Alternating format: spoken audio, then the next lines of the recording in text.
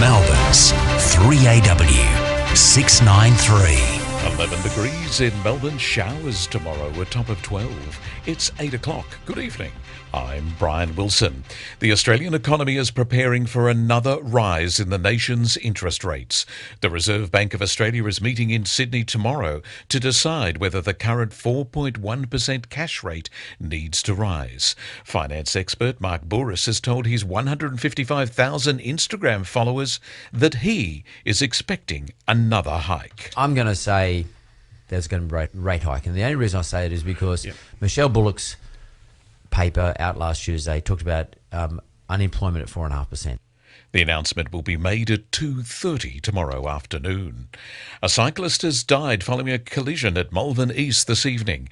Emergency services were called to Darling Road around 5:30 after reports a cyclist was struck by a car. The yet-to-be-identified man died at the scene.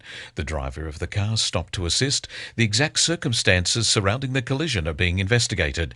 Anyone who witnessed the incident is urged to call Crime Stoppers. State Government Minister Gail Tierney says people impacted by the delays on the Westgate Tunnel project understand that it will be worth it in the long run. It follows reports the project is facing more cost blowouts, but the state government says any extra money won't be the responsibility of the taxpayer. Ms Tierney says the project will bring long-term benefits. I think people understand that this sort of major infrastructure projects, people have done it in New York, people have gone through it in London and all sorts of other places. They know that it is worth it because at the end it will be infrastructure that will make their lives easier. 2 men have been charged with playing a role in a plot to smuggle millions of dollars worth of drugs into Australia, hidden inside vans. Border Force officials say they found 84 kilograms of ketamine in false compartments in 2 vehicles bound for Sydney. The Greens have referred consultancy firm PwC to the new National Anti-Corruption Commission. The company is accused of using confidential government information to help major clients minimise their tax in Australia.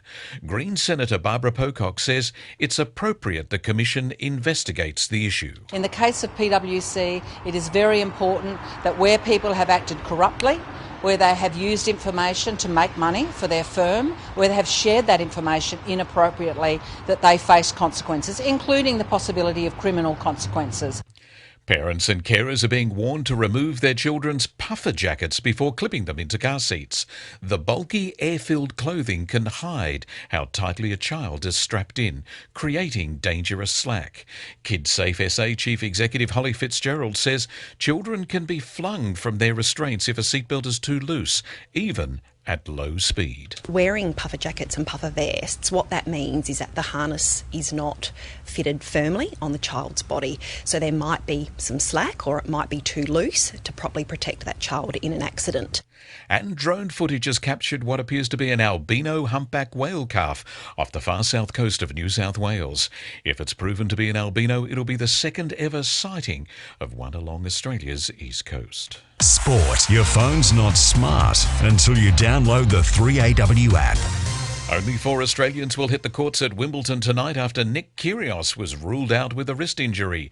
Craig Gabriel is in London. The absence of Kyrgios has certainly put a dent in the Australian contingent. His wrist ligament injury was a bolt out of the blue after he said earlier in the day he was looking forward to playing and rekindling the memories of a year ago. His place is to be taken by a lucky loser, and it would be brilliant if that happened to be Thanasi Kokkinakis. Max Purcell plays Andrei Rublev. Jordan Thompson is on court, followed by Storm Hunter, followed by Alexander Vukic. At Wimbledon, Craig Gabriel, 9 News. And Nathan Lyon has been officially ruled out of the rest of the Ashes series.